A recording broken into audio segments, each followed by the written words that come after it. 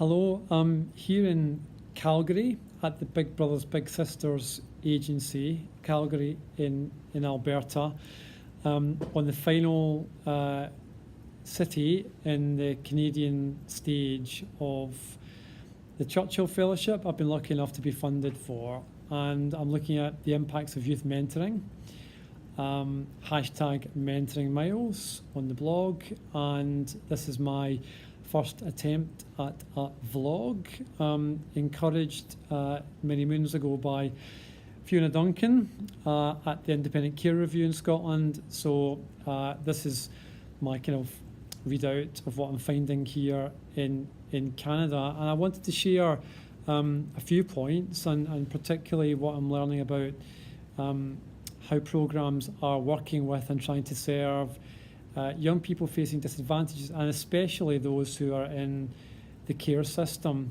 The first point I wanted to share is Alberta as a province has a really impressive systems approach to supporting mentoring. The Alberta Mentoring Partnership exists as a really important resource for mentoring organisations and their partners. And I met a guy called Michael Yance in Edmonton a few days ago who talked me through what they're doing, how they're trying to use technology, especially for more remote and rural communities, and enable the system to attract more mentors to serve more young people for longer via a good match. And he also shared with me a really, again, impressive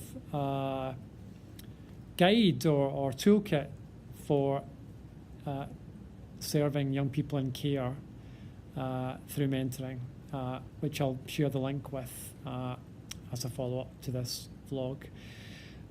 So Alberta is a good place to be doing this kind of work, has a more mature infrastructure to support this to be high impact in the long run. The second point is about language, and I've been explaining to people here that when we talk about kids in care in Scotland, probably about half of them are in families where there's some kind of supervision or support order in place through social work services. So a lot of those children are still at home, with the hope being that with the right support, they'll be able to stay there and not have to go into fostering or kinship care. When we talk about supervision and protection orders, the language here is quite revealing. They talk about enhancement support. And maybe the practice isn't that different, I'm not sure, but by calling it enhancement support for families, there's at least the possibility of building a culture that tries to prevent children having to leave the family home, tries to promote capability within families and functioning within families so that they are able to stick together and build on protective factors. What's really striking here is that about 70% of children and youth in care come from Indigenous or First Nation Canadian families, and there's a whole piece here about Canada's troubled history, its attempts to face up through a truth and reconciliation process now being led by the federal government.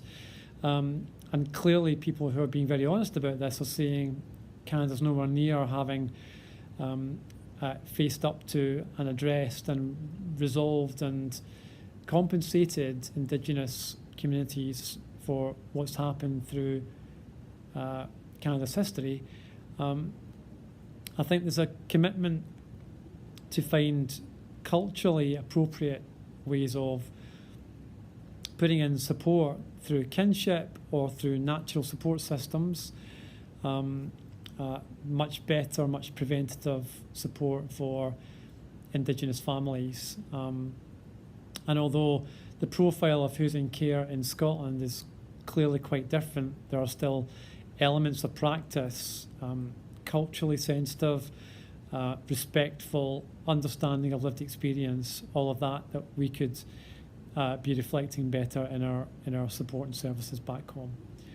I mentioned thirdly about natural supports, and within mentoring we often talk about another adult who can be in the lives of children and young people, a positive, some would call role model, a support to the young person, especially when there's a lack of permanency or there's instability at home.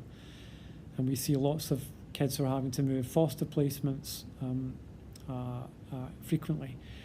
And the idea of natural supports is it might be the family supported to do that. It might be the wider family and kinship ties. Or it may be that young people are supported in a youth-directed way to identify who in their lives thus far could be a natural support, an informal mentor, if not a formal mentor. And they might be teachers, they might be youth workers, they might be program providers and coordinators within mentoring agencies.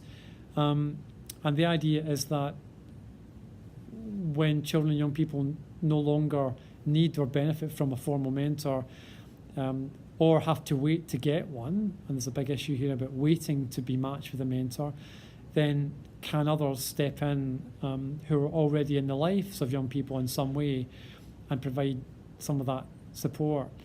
And then a kind of final point for now at least would be some of the elements of good practice that are relevant to all mentoring, but perhaps especially for kids who are having the toughest time. And I've been discussing today here in Calgary with the folks who run this agency how often mentors do a great job of trying to draw out the common experiences and interests with young people, providing care and support and time for those young people, but perhaps none of us are doing as well as we could be on two other indicators or elements, one of which is expanding possibilities. So are we helping young people on their journey, which may be with gender or sexual identity, it might be with coming to terms with trauma, or it might be just accessing a really high quality opportunity that otherwise the school, their family, their community, all things being equal, is not going to connect them into.